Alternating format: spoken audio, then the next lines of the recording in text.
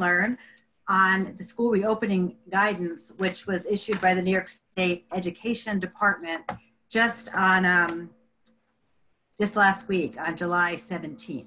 So this is all relatively new to all of us. And if you haven't seen the guidance, you can get it directly on the New York State Education Department website. It's 146 pages, I believe. And it gives a lot of information on what school districts have to do in their plans for reopening. And I just wanted to note, this is a collaborative discussion. However, because we have so many participants, everyone is muted. Please use the chat feature on Zoom to provide any questions you have, and I will do my best to answer them. I ask that you please keep questions not specific to your particular child or situation, because it is very difficult for us to give any particular we cannot give legal advice, and we really can't address very specific child-based situations.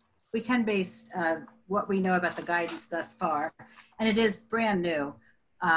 So this is all work in progress, and which is a discussion. Now, this is our first Lunch and Learn with Littman Krooks. We're going to be having discussions every Tuesday at lunchtime at noon. I happen not to be eating, but drinking water. And the next one is on Medicaid, which is next Tuesday. And I will be giving a follow-up on the reopening guidance and developing a checklist for your own child on August 18th, Tuesday, August 18th at 12. So just might want to jot that down. So I know we have some questions. I'm just going to give a basic overview of some of the guidance. Hello, everybody who I know. I see Jessica and Alana. Good to see Denise. The guidance, as I said, came out July 17th. This was the work from a task force from the Board of Regents that was from stakeholders around the state representing very diverse, that's what they represented, diverse groups, and went through quite a bit of analysis and work and time. However, this is not your local school district guidance, to emphasize. This is the state guidance that school districts must comply with, public school districts, in their own reopening plans. And each local school district will have to give their plans to both the state and to the stakeholders by July 31st, which is only next week. So it's not, districts, remember, did not get much time. A lot of them had a purview, had an idea of what was going to happen, so started working on this before, but this is not a lot of time to get started for them to develop the guidance. So, and just to emphasize again, when we say school reopening, it doesn't necessarily mean that all schools are going to reopen. And it certainly doesn't mean that all schools are going to be at full capacity opening. That in fact is highly, highly unlikely given the social distancing requirements. So, so what the state has said is that school districts must have a reopening plan that is either in-person instruction, remote instruction, hybrid plan. So, so that is what there's a lot of flexibility here for the school district on how to develop their plans. And it may be possible some districts may decide just to do distance learning. It seems most likely that most districts, as I said, will do a hybrid, a mix. And this is, again, all subject to state guidance on if there is any mandatory closing, not state guidance, but a state order from the governor of any closing of the schools due to any increase in numbers of COVID. So there's many layers here to think about and many layers to consider. But the most important thing, I think, right now to have some basic familiarity with the guidance is a good idea. And also on July 31st, make sure that you have a view of what your district plan is going to look like. And so just to give some of the basics on what the school districts have to do in developing their plan, and this is going to be up to the Board of Education and the school administrators to do this. They do have to review and consider the number of students who are going to be returning to school. And remember, they have to look at whether when they open schools that the students who are returning have the ability to maintain appropriate social distance, that they have masks available, that there's availability of state transportation, which is still going to be socially distanced, and then whether there's local hospital capacity as needed. So all these factors are going to come into play on whether the schools can safely reopen. And there's been some further guidance from the New York State Department of Education that says that it's encouraged that all students wear masks unless students are under the age of 2 or unless they have certain health needs that would prevent them from wearing masks. However, if students are socially distanced, there's not necessarily a mandate to wear masks. So there's a little bit of flexibility, but they certainly strongly encourage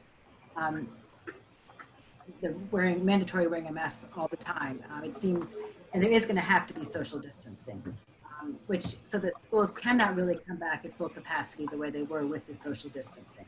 And each district is going to come up with their own plan on this and how they're going to manage that. Districts have to engage with the school districts have to engage with their stakeholders, and you are all their stakeholders. So make sure you reach out to your school district if you haven't heard anything about their plan and any input and thoughts you have. There has to be a communications plan for, again, the students, guardians, and there's going to have to be signage everywhere. There's going to have to be a written protocol for the Director of Health Services in schools to instruct staff how to observe signs of illness in students and require symptomatic persons to be sent to the school nurse. Has to be a written protocol for any daily temperature screenings. And this says for all students. That doesn't seem exactly practical to me, and I've heard different things on that, but this is what this says. There should be a written protocol for daily temperature screenings of all students and staff, along with daily questionnaire for faculty and staff. It doesn't mean that staff are going to have to take all students' temperature, but there has to be a way that they do get some measurements. Some may be having parents take temperatures. We're not quite sure yet. And there's also lots of evidence that students now may be asymptomatic, and that's going to be or not have a temperature. So that's a whole other issue. There has to be a plan that ill students and staff are assessed by the school nurse. Again, a protocol that any students and staff with the temperature, they have to be sent directly to an isolation area. So there has to be a separate isolation area where students are supervised. And these are just what the district plan has to contain. Remember, there has to be a protocol to instruct parents to observe for signs of illness, of course, and that is generally true anyway, but it's even more important now. Written protocol for appropriate signage. Again, there's emphasis of a protocol to ensure that all persons in school buildings keep social distance of at least 6 feet when possible, whenever possible. And that whenever possible gives some leeway, but we all know how hard it is to get, especially young children, to socially distance. Written protocol for how the school or district will provide accommodations for all students and staff who are high risk, and that's going to include students who do need to be home, of course. Again, there has to be a protocol for wearing face masks and protective measures and taking mask breaks as needed. And there has been, the guidance of the state does say that parents can send their students to school with cloth masks. It doesn't have to be a certain type of mask, but the school has to have some on a whole supply available for both staff and students. You know, if the cloth mask is lost for other reasons. And as there has to be adequate supplies, there has to be a written protocol. If there's a confirmed case of COVID in the school, what happens? And this guidance does anticipate that to the extent possible, there will be sort of cohorts of students, and students will be grouped together more than they have been, so that if one student in that particular cohort becomes ill, only that cohort that the student has been with will have to isolate. But that gets very complicated. And again, it's going to have to be on a district by district basis how they manage that. There has to be guidance, protocol that complies with CDC guidance for the return to school if there's a confirmed case. There has to be, again, a protocol for cleaning and disinfecting schools following CDC guidance, and it's very specific on the type of disinfectants to use, and conducting school safety drills with modifications, with social distancing, a plan for districts after school programs, and there has to be a COVID-19 safety or staff coordinator, and that could be the superintendent. It's probably unlikely to be the superintendent. It could be the PPS director. It doesn't say who it has to be, but there has to be a COVID-19 safety coordinator who will really be monitoring compliance with all elements of this plan. So this is quite a lot for districts to do in a matter of about 10 days. Not 10 days, they had, I guess, maybe 2 weeks at most. And again, they do have to involve the stakeholders. So there is a whole section also about students with disabilities and how we have to make sure to the maximum extent possible students with disabilities do require, are given priority for in-person services to the extent needed. And this is all a little bit vague on the terms used. And of course, students with disabilities are still entitled to a free, appropriate public education, however that is going to look in these times, whether it's remote, a combination, or in person. And I think that it is important to give priority to those students who cannot access remote learning. And I think the state guidance does make that very clear to preschool students. There's a section on social emotional well-being and health, and noting how this COVID difficulties have, the isolation has really caused an increase in social emotional needs for students. So, so that is some of the basics of the guidance. We do have some questions that came in, and we'll have more questions, I'm sure. But one question one parent had, and you can jump in again with the chat function with any other questions you have. And a lot of this is going to be dependent on your school district plan, so it may be early for questions, but please ask questions about the state guidance and we can work through it. One question was, what if I decide to homeschool my child instead of sending them to school? Is there voluminous paperwork required? And the right to homeschool your child as opposed to home instruction is always a right that is under New York education law, and it's under the regulations on Part 100.10.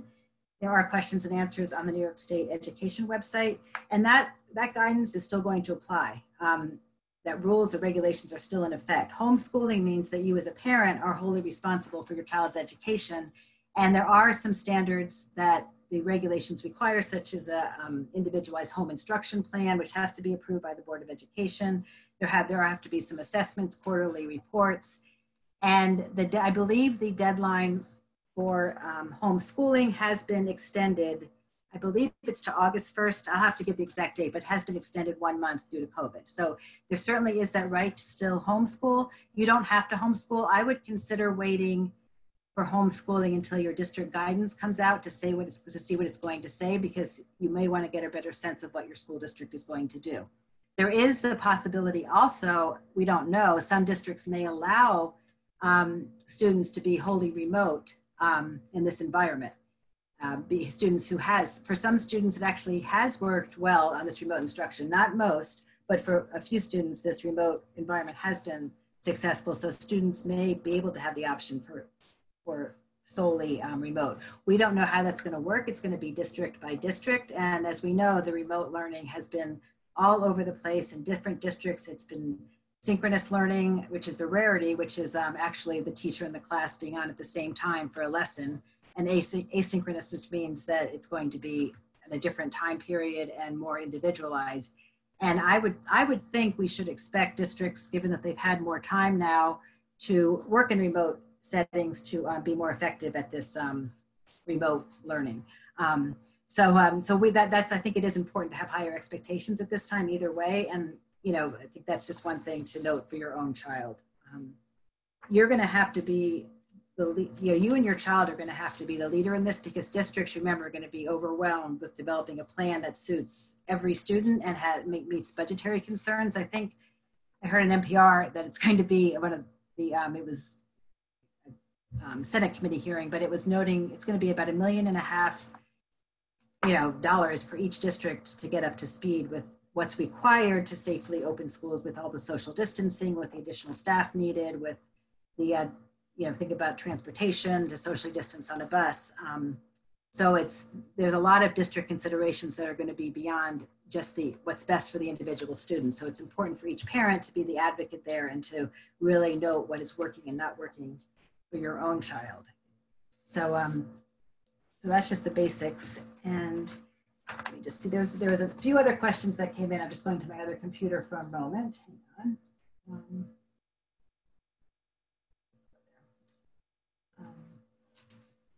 So one question was, so the quarantine obviously had a significant impact on students, requiring students to learn remotely, and it, as noted, did not work for a lot of students. How are directly observed goals and IEP goals being evaluated and measured by districts? Are they relying on parents' feedback, or are they in essence a one-to-one class with their child?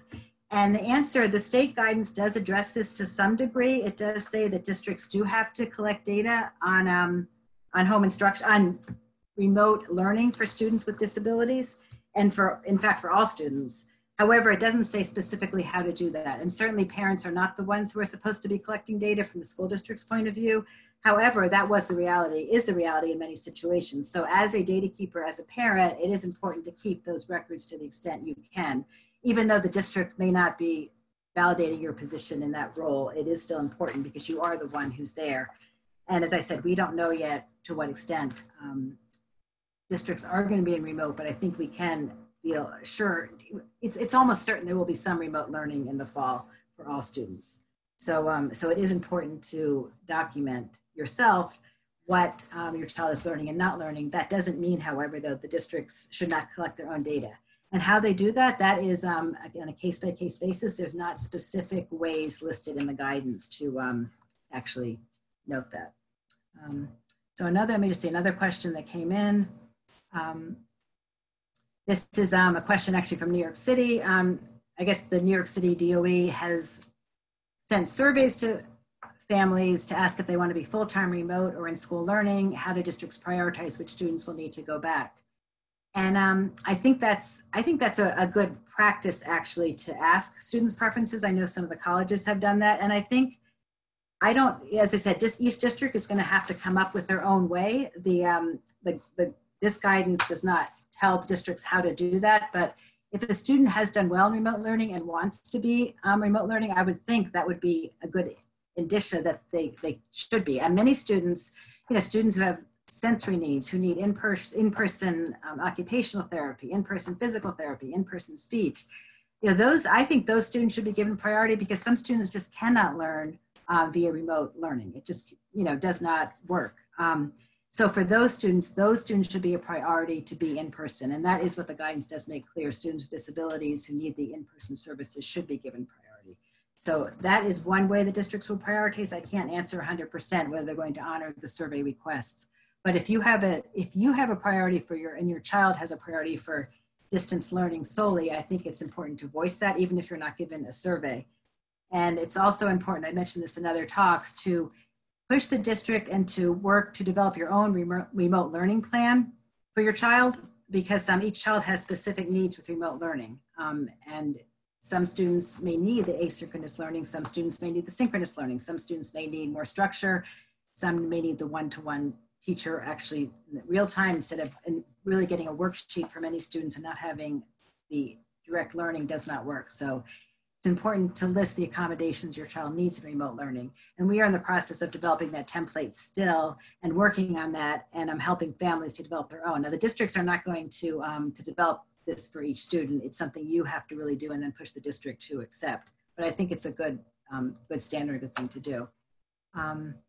Another parent just asked the question, I'm concerned about the frequency of services will be interrupted by social distancing requirements. Would this be a violation of the IEP?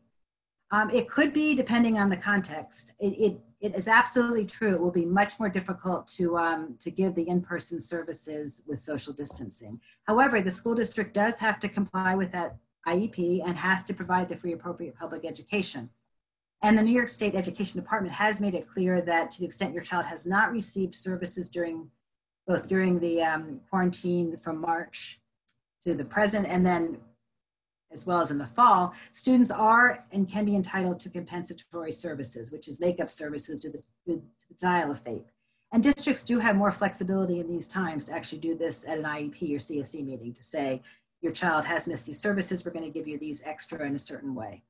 And the question is, how are they going to do that when they're also doing everything else that they're trying to do to reopen schools? And it could be that you may have to seek a private person, then seek reimbursement, but that is not going to be able to be done at the IEP meeting. That would have to be done through a letter and some kind of settlement agreement. Now this parent also asked, I also want to ask if we can ask for IEP services as live remotely. Now that is a very good question. You can certainly ask for it. Well, does the district have to do it? Not necessarily, because each district is going to have its own plan, and many districts have not developed a plan for synchronous learning or for direct live remotely. So that's what synchronous means. You're live with the teacher or live with the class to the extent appropriate. And each district is going to have their own plan for doing that. Some decided specifically not to do that. And if there's a requirement for that, you don't necessarily there's no mandate to necessarily do that. So, okay, so the other, another question came up. What are your thoughts about asking for students to stay an additional year in school for high school students, given the amount of missed instruction times and related services?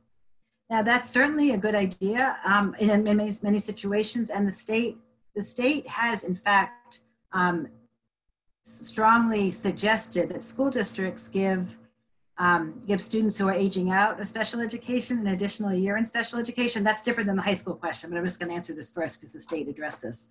However, it was a strong suggestion. Whenever something is a strong suggestion from the state, school districts do not have to do it, and they're not going to do it unless there's a mandate generally. Because, you know, as you know, resources are scarce, and if they're going to say, if the state says you should keep the student for another year, it's a really good idea, it's unlikely the district is going to do that without a mandate or without a hearing officer ordering that as a service. So it's not that the district necessarily doesn't care about the child, it's just that they have certain other mandates they have to meet that they cannot meet with those resources. So I don't think it's really helpful for the state to say it's a strong suggestion. And you can ask for an additional year in school. However, if your child meets Regents requirements, it's unlikely you're going to get the additional year. You know, if they meet their credit requirements, even remotely, if they get their assessments done, the district can say your child has graduated and you can't stay another year. So it's really important to talk to somebody about looking at those credits. And if you don't think your child is ready to graduate, if your child doesn't feel ready, to not, you know, to find a way that, to the extent possible, your child would not, not being able to take those assessments. For example, the state this summer has stated that students can quote unquote sit for the August Regents, but because it's not being given, they can actually get credit for the Regents even though they haven't taken it or passed it. And there is, though, the extent, there is an ability to waive out of that requirement. So the district cannot automatically sit your child for the Regents and say they passed without passing. And it was done to help students who couldn't take the assessment because it's not being offered and then be able to still graduate if they wanted to, but it shouldn't be forced upon anyone.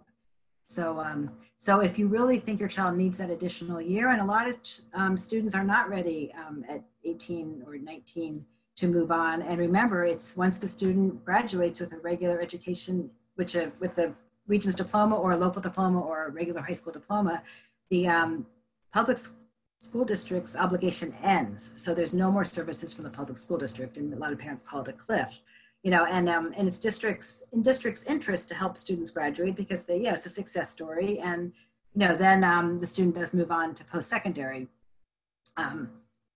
endeavors. And to the school district, it's something they all work toward in 4 years. A lot of students do not need to graduate in 4 years. You can stay in school, even if you're not a student with disabilities, until 21, and certainly you're entitled, if as a student with disabilities, for a FAPE, free appropriate public education, until the year your child turns 21. So if you think your child does need more time, there you have to really kind of look at the transcript, and I would definitely talk to an attorney or advocate about what the credits are and see if there's a way you can sort of assist your child in obtaining that extra year. Another question that came in, if children have missed services, who decides, and based on what data, that the student is eligible for compensatory services? And that is the $1 million question. That's a big question. And what happens is, if parents should keep documentation, that's the first step of missed services. Because if there's no documentation, it's going to be very hard to prove. The district should be keeping records, but in COVID times, it's very hard to document the records. And sometimes the record from the district's point of view might be, oh, the speech language therapist just gave my child this worksheet to work on. And that's the service, and that's really not sufficient for most students. So you should keep records of the IEP says you should have speech twice a week, counseling once a week, document whether your child received those services. If the child missed them, it should have been marked down. And if you didn't do it at that particular time, do it now to the best of your recollection. It's better if it's contemporaneous, but if you document what was missed. And then the question is, then you would you would write a letter to the school district listing what was missed, and then it's going to be up to the school district to decide if that is the student needs compensatory. And the data is going to be on an individualized basis. The standard under the law is, has there been a denial of FAPE,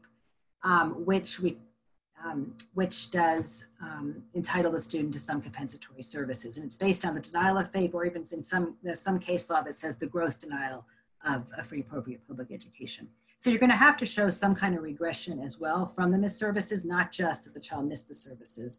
And then it's going to be based on a lot of the discretion of the school district. And the alternative is to bring an impartial hearing request for the compensatory services, and then allow the district, then ask a hearing officer to order the award of the compensatory. And that can be done also through a settlement agreement. So ultimately it is, without the initiation of a hearing, it is going to be more in the discretion of the district.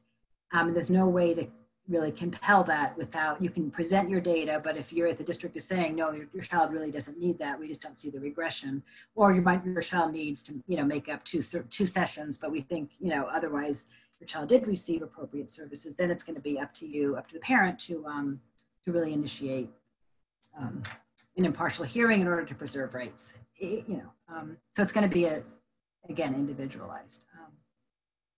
And then another question that came up related to this: what if the services were minimally provided?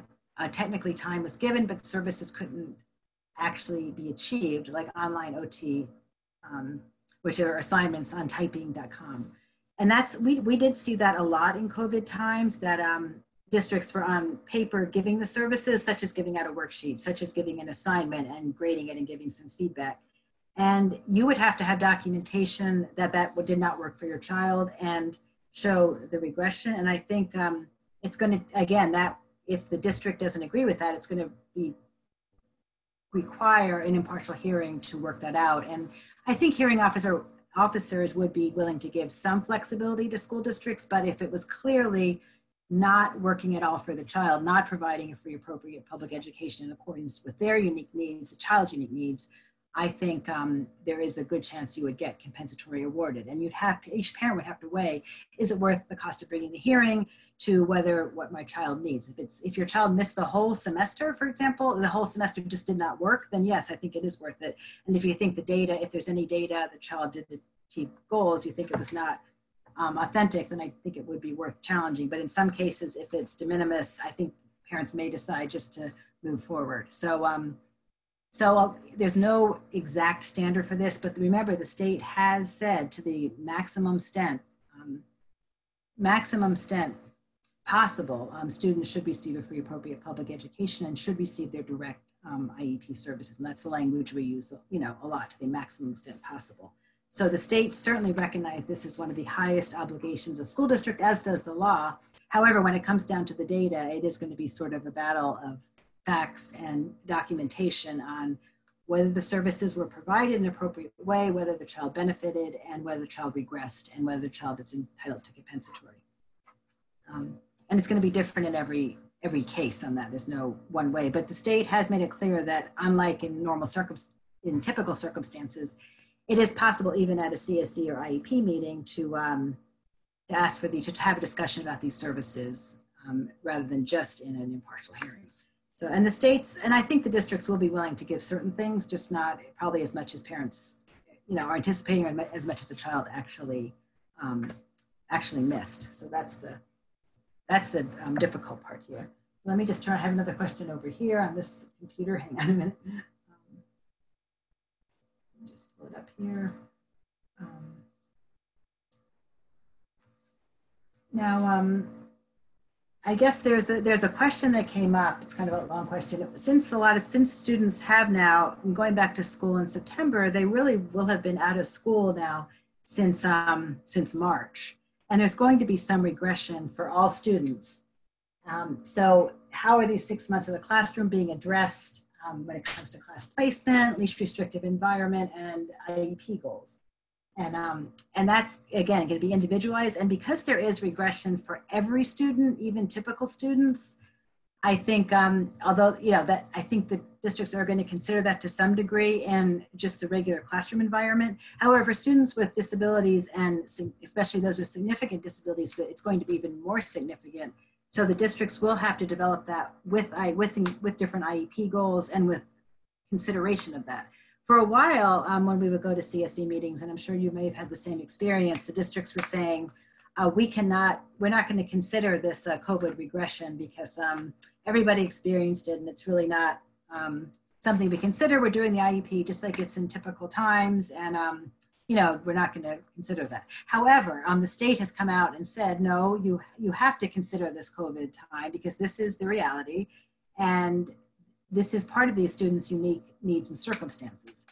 They didn't say it exactly like that, but that's how I'm putting it. But the state has made it clear that districts should consider any COVID regression, any time, any regression, either social emotionally, academically, or in any other physically, that did result from the isolation and quarantine, which is real for almost everybody. And I can't think of anyone who it's not real for. So, but to some students are going to be impacted more than others.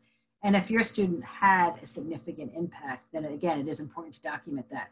So don't just think that just because you see it and it's real that the district is going to recognize it. You have to document it and show the district how it happened, and why your child needs compensatory services. And the second part of the question was, are districts looking at the child from March and extrapolating how they would ordinarily be in September and placing them thusly, or are they relying on other factors? And I think I kind of answered that they probably would be more inclined to just look at kind of ignore that regression period, but they really should be considering the any regression from COVID and giving perhaps extra counseling services, extra academic services, whatever is needed for the child to meet their unique needs. There is a whole section on the state guidance on social emotional well-being, and there is a lot of there are requirements for counseling for all students, but this isn't really exactly geared toward specific individual needs from students' disabilities. And as far as placement, I think placement's a different question. That's going to be dependent on, again, what's the continuum in the district, how it's going to look remotely, and I do think students for whom remote learning, was really just not successful will be giving priority, or should be given priority for the in-person learning. To the extent, you saw some districts doing in the summer for students who needed it. Some may, some may not. It's going to depend on, again, the district, and they do have a lot of flexibility there. So one person wrote another question. Our school is suggesting they will bring special education students into school for live teaching all day, but general education only part day. And I'm not sure what district this is, but that's fine. And then while it would be good to have in-person teaching, we are concerned about this becoming a restrictive environment. That's a good point, yes. For example, an ICT general ed to place student with services will be in an all special education class. And that's a really good point. And we do see, as you know, a lot of segregation in New York State with students with disabilities, much more than they should be under the law. And that we don't want this to exacerbate it, and that could be an unintended consequence of giving students remote services, which would be really unfortunate. So I think districts will have to consider that. And they do mention considering the least restrictive environment in their plans. So they shouldn't be just bringing back special education students. They should be bringing back some kind of continuum. However, on the other hand, it may be more important at this time that students do get those services.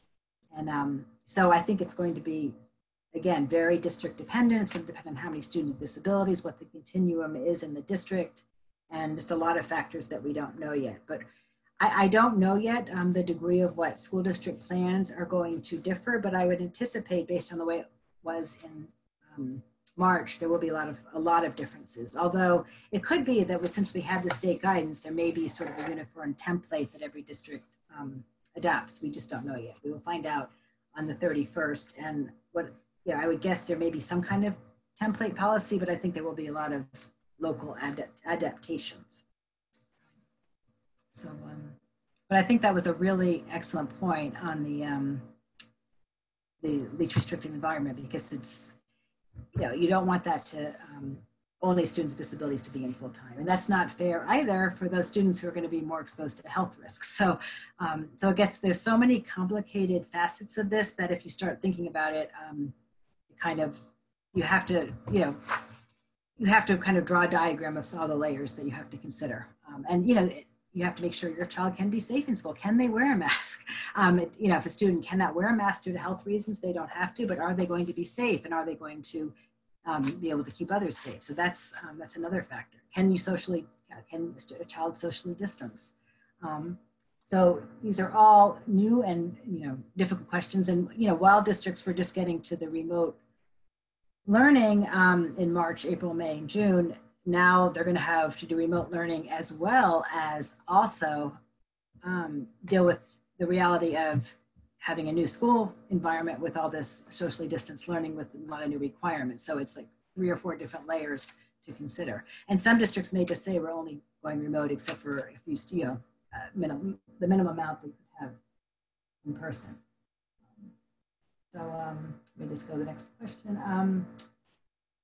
The next question was sort of related to the last question. Are IEPs moving ahead from March without regard or sensitivity to the last 6 months? And again, I think school districts would did try to do that, but I think, as noted, the districts really do have to consider the effects of isolation.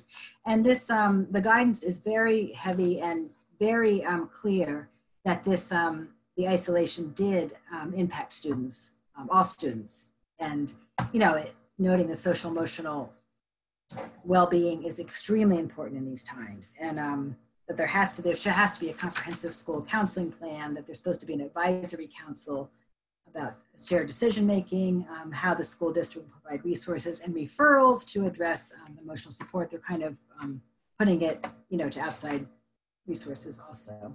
And then addressing professional development opportunities. There's a lot written about mental health and trauma responsive practices, which is, I think, good to know. And there are some specific considerations on social emotional supports. However, that's not geared specifically, again, towards students with disabilities. But it's really still important, really important to note. So just to follow up with the least restrictive question, I just want to pull this up. Hang on a second. How can the LRE, that's a least restrictive environment, be maintained when there are concerns about numbers? I think we got that already. Sorry.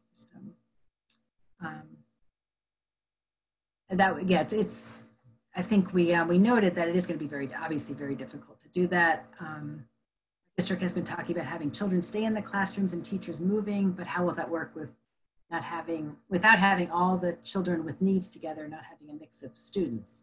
And that's again going to be up to each district. And unfortunately, we see a lot of many segregated placements even in New York school districts currently, and we have to make sure that COVID doesn't exacerbate that. Now, the next question was, how can anyone get students who can't conceptually understand the idea of wearing masks, yet be in the same population learning and services most, to follow guidelines appropriately, and how will that impact staff participation? That's a really good question. And I think it's clear that if a student can't wear a mask, we can't necessarily force them to. However, that is going to could cause a health risk both to teachers and to other students and to the student themselves. So there's not specific guidance on this. I think there will have to be behavior assessments and behavior intervention plans on this, because it is going to be a requirement. Although, again, with the student who cannot wear the mask necessarily from school, it becomes a really difficult question, and it becomes an ADA, Education Act question. For example, a young person who goes into the store who cannot wear a mask for health reasons. In New York, a store can include the person. However, if the person has a letter from the doctor that they cannot wear the mask, they may not be able to. So, it may be behaviorally, it may also be breathing. There may be many reasons why it may not work. There may be accommodations, maybe there are other ways to that schools will have to come up with. I don't think we have addressed this quite yet, and it's going to have to be a work in progress. But I think that's going to be a major concern, because you have two diametrically opposed concerns: getting the students back in school who need it most, students with significant disabilities, and ensuring that students can wear masks and remain safe, and that all can remain safe. And many students can wear masks. It's just going to be, you know, dependent. I mean, getting just a typical kindergartner to wear a mask isn't a simple thing either, you know, or so you can see the challenge that's ahead of educators in this environment, and parents, of course, and parents. Another question came up. Hang on, let me just put it up here. Many of us have not yet received our IEPs. We understand that extended school year students got theirs first, but I understand schools are obligated to provide before August 30th. That's not enough time to review the document and flag any issues. That's absolutely true. The IEP does have to be in place by the beginning of the school year, and many districts don't get it out till the end of August. So to the extent you should reach out to your district, in fact, write an email, document that you request the IEP so you can consider it. You should also have notes from the IEP meeting that you can base any objections or concerns you have off of, but of course you do document. So you can reach out, and but again, districts have to have it in place by the beginning of the school year, and there's not a change in that due to COVID. But we always recommend recording CSE meetings. To the extent you have any recordings, any notes, you can base any concerns you have off of that. You know, for example, if you're very concerned about the district not addressing your child's lack of progress in remote learning or addressing how your child's going to learn in that environment, you should be write some documentation on that. So I'm just, let me just see if there's another question. I think those were the questions I had. One more over here, I'm sorry. I think there was one question here. Parents are members of Committee on Special Education meetings. However, the district found a child satisfactorily achieved goals from March that we had to assess, but we as parents and members of the committee refuted and gave reports. That's an issue of disagreement, and you would document that in the letter, and then that would either be decided in an impartial hearing or they offer some kind of compromise. But there are a lot of questions of fact on that, and even in typical times, there are a lot of cases where parents will not see progress on a goal that the district does see progress on. So, you know, it's going to be a matter of documenting your position, getting any professionals you have working with a child to corroborate your position, and then if you decide to go to a hearing, it's going to be a question of fact on whether your child does need compensatory services. See if there. So that was a lot of the questions. I just want to go quickly through some of the guidance. If you look at the New York State guidance, starting on page 113, there are specific mandates on special education.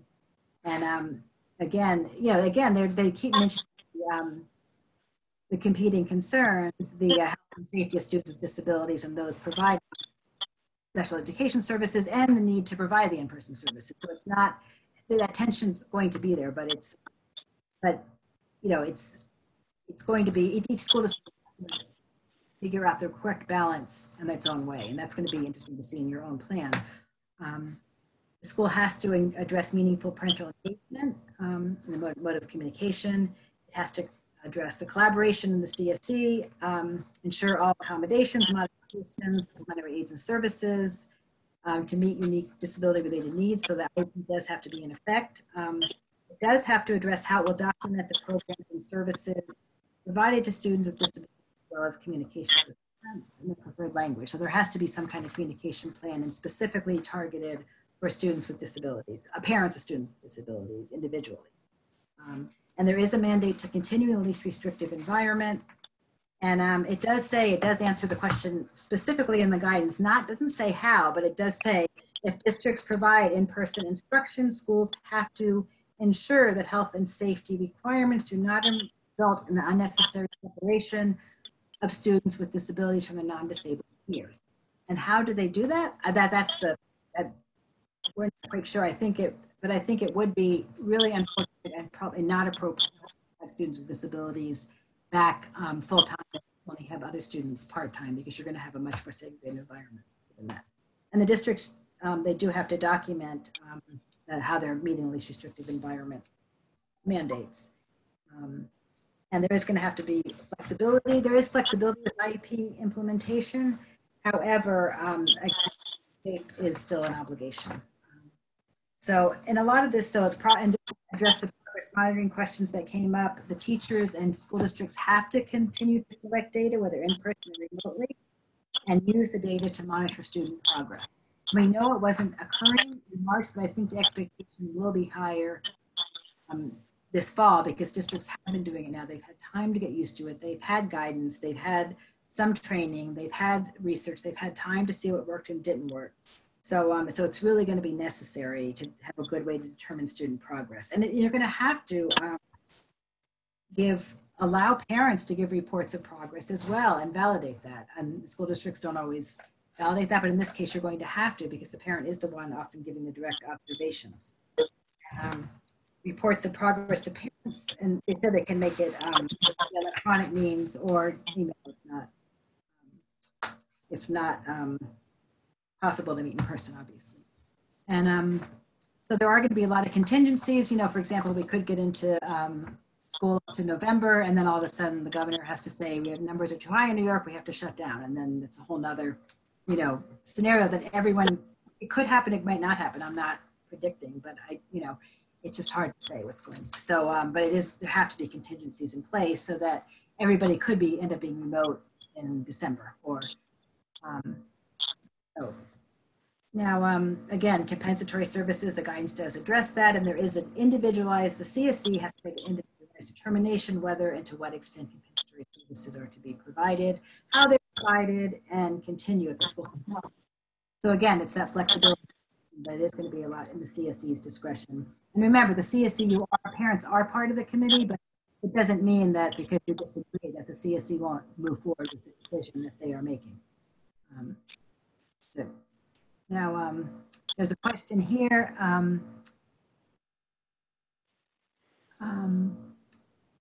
So in the case of this is, let's see, in that case, I'm not sure which. Let me just see which one. Oh, this is if you haven't received the IEP, do we have the right to ask for remote accommodations and modifications? Is that an addendum to the CSE or IEP? And this is not something that school districts are doing something that we have recommended doing and I'm asking for. And I think you can always, I think it's a really good to ask for that and to note what was working and not working for your child.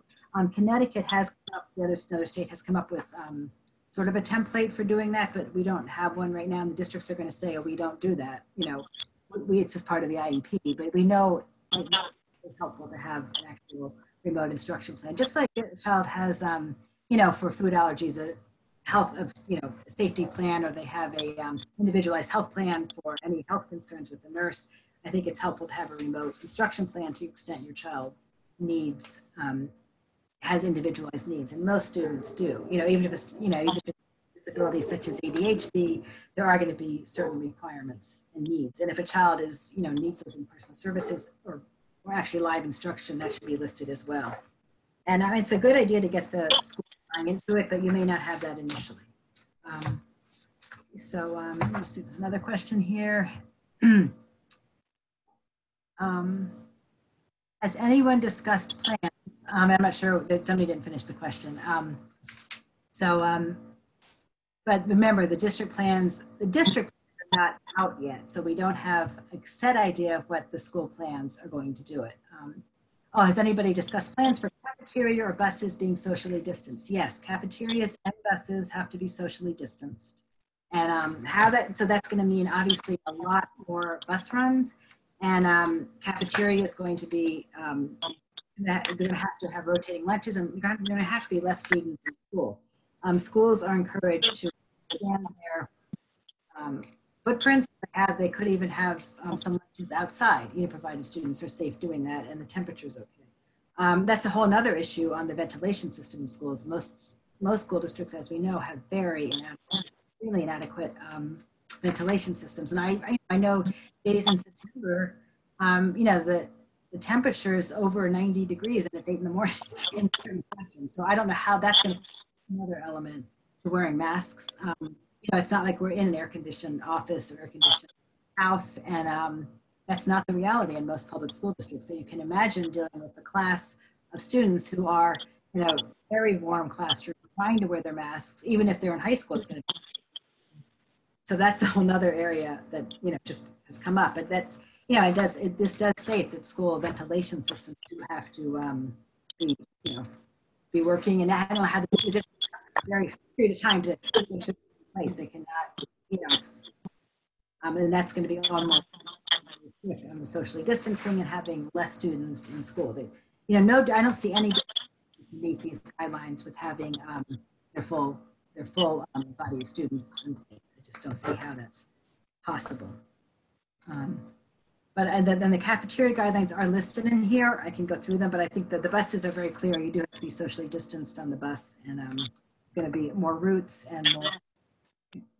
There has to be training for bus drivers and still wearing masks and everything. So it's the guideline, the state guidelines, the health guidelines do apply to really every area the students are going to be in school, whether it's transportation, cafeteria, out at a recess, in any environment.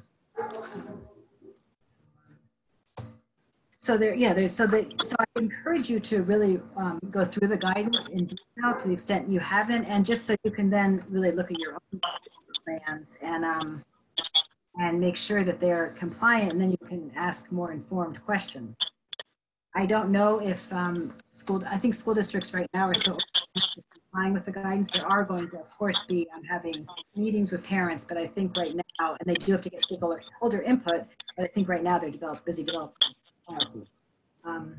One part I really found really interesting about the guidance was looking at the social emotional well-being, that they really encourage, they're encouraging school districts to look at restorative practices and restorative this and looking at which I thought was a really positive development. I mean, it's very hard to suspend students in any event from this online environment, but they even mention, stopping the school to pipeline. And I thought that was a nice way to go with this guidance, to look at the social emotional learning and to say we have to have trauma responsive practices. We have to recognize there is fragility in many students right now, and to really make sure there's the maximum emotional support given. So that was just a positive I noted from the guidance. A lot of it was geared towards specifically health, but the section on social emotional learning is really important to review. And again, it's general statements on social emotional learning, but every student has more needs than more needs from the isolation, and it's very important to note. So let me just see, there's another question here. I know we have more questions than answers, but that's just the reality of our situation right now. And it will, once the plans come out, you will have a better sense of what at least your school district is going to do. You're still going to have a lot of questions, but at least you'll have a sense of what is being offered for your child once you get your district's plan, and once you also get your IEP, which you should. I would, if you don't have your child's IEP, I would write the district, and you'll, just to remind them, and also just to document that you have not received it yet. And the mail, remember, is not reliable. So I would just ask the district to email it if they have not, because the mail can take, has taken much, much longer in COVID times. So we're ending around 12. It's about 12:53. If anybody has any other questions, feel free to put them in. And I think there's certainly a lot to digest here. It's a very difficult time for parents and for students, mostly for students, and of course for educators and administrators. So everyone is really working to this together. To the extent it is possible to be collaborative, that's what the IDA does intend. And if you clearly communicate your child's needs in a respectful and productive manner, it is more than likely in most cases that the school district will at least provide some of this, not all of it, but some of it. And it's likely you might be able to meet in the middle ground. We have found, we do have impartial hearings going on, the impartial hearing processes going on, and there are Zoom hearings, but the process is long and it can be expensive and tedious. And so, and it is very adversarial often. So to the extent you can, it's better certainly to work collaboratively. And, the districts have to recognize how difficult this is for the students and the parents, and similarly, the parents should recognize the difficult spot the districts are in with competing concerns as well. And remember, your responsibilities to your child and your student and your family, and the district has a different lens. So it's just important to recognize that, but that's all the more reason it's important to document your position in a, as I noted, in a productive manner, so that the district can at least work toward meeting you in that. Because as I said, if you, just because you see it, the regression and the lack of services does not mean the district is going to see it or notice it. So again, important to document everything. Any other final questions, or anybody if anyone wants to unmute and say something, you're welcome to at this point, because we kind of went through most of what I wanted to say, I think. I think I don't have it. Let me just see if there's any other questions up here. I had this other.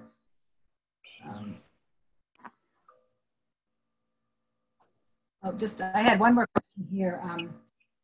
Can't teachers go to school and utilize whiteboards and school resources rather than teach from their homes? Can they put cameras in classes? Classes are videotaped so parents can opt in remote in person. And that's again asking for synchronous learning. Aren't also allowing children to be synchronous with every other daily school schedule? Initially, schools had to be closed with a shutdown, so that wasn't possible. And I don't think most districts are going to necessarily do that. But, it's possible for some students. Again, it's going to be up to the district plan. I did not see that happen in districts, and really until New York reopened in June, it was not teachers to even be in schools. But in this fall, it is certainly possible. I don't really see it happening that way, and some districts have, again, decided specifically to do it. And there's no mandate that the state has said to do it this way. There's a lot of flexibility.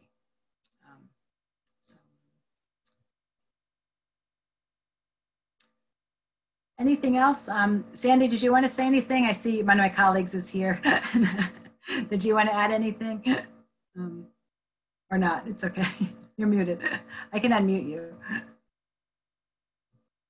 Whoops. I think I can unmute you. No. Okay. All right. Hi. Sorry about that. No, I mean, I don't think I have much to add. It is a very confusing time. And I thought it was really great that so many parents highlighted the restrictiveness of the settings and the way the settings may turn out to be unduly restrictive because of preference of, or of the greater need that is recognized to provide live instruction for certain populations, that those populations, the live instruction they get may be less integrated than had been set up on the IEP. Yeah, absolutely. I thought it was an excellent point too. And yeah, the parent also knows that the social distancing could also contribute to more restrictiveness too. And it's true, it's all, and I know as an adult, when you go into a socially distanced setting in an office, it does feel more restrictive than it did in typical times. So for children, that's multiplied by hundreds or thousands. And it's really difficult for all. And, and remember, the least restrictive environment is something New York State really needs to work on in general times. And now we don't want to, certainly. So somebody said thank you, and and one question came up: how safe do teachers feel about coming back? And that's that's a hard question. Can the union step in if teachers don't want to come back? That's going to really depend on the collective bargaining agreement and the negotiations that go on. Of course, that is a major concern, and it's going to be individualized with teachers too. So teachers with health concerns may not be able to come back. So this is a work in progress. Please look at the state guidance. That's your homework until August 18th. It's only 44 pages. So 44 pages. And then look at your district plan. It comes out on July 31st. And then try to develop some kind of, we're going to talk next time on August 18th about the checklist on how to do this for your own child. What does your child need? What do you need to do for your child to make this actually somewhat approaching success, which is and at least a free, appropriate public education. So so feel free to come back, and next week for Littman Krooks, not for me, we'll be discussing Medicaid. So feel free to check your email, check your inbox, and you'll be getting a notice about that. And again, thank you all for being such proactive parents. We can get through this. We've gotten through this far, so far. And so, you know, and keep your child's health and safety and social emotional health, you know, of course, at the center. And then, you know, do the homework provided. And then we'll talk if you're back on August 18th. That's great. And feel free to reach out to either Sandy or me for any further questions, or if you need information about an individualized situation or consultation. Okay, take care, everybody. Thanks for your time, Marion. Thank you. Okay, bye-bye. Here.